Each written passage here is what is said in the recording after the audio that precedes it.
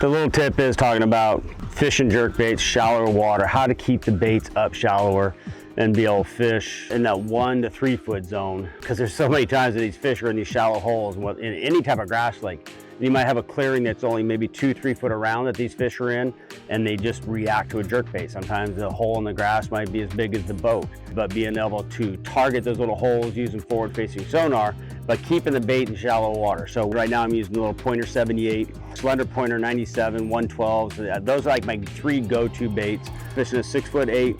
This is my rise rod, 6'6" Cast King gear ratio bassinator. But the key is the monofilament. I'm telling you right now, we all talk about fluorocarbon, fluorocarbon, fluorocarbon.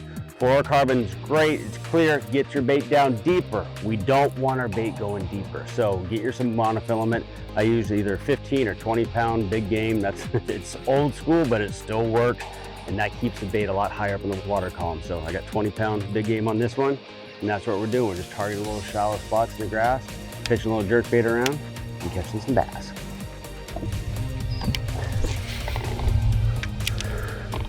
Well, I think the one thing we've seen the last few years here with the introduction of forward-facing sonar is that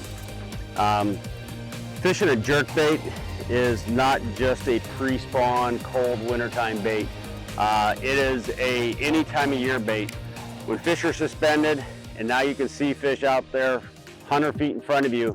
If they're not too deep and they want that, they need that reaction bite. There's something about a jerk bait that you can't, there's no other bait that mimics a jerk bait with the sound, the action, the cadence to create and trigger fish to bite. So we're now realizing and learning that the jerkbait fishing is something you can do year-round, spring, summer, fall, winter, it doesn't matter. Now we're seeing how fish set up differently than we ever have before.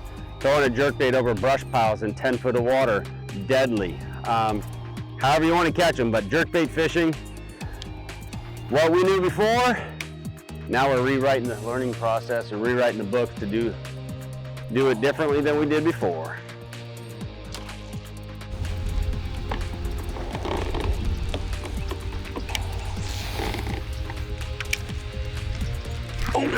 Oh gosh, that was a good one, dude.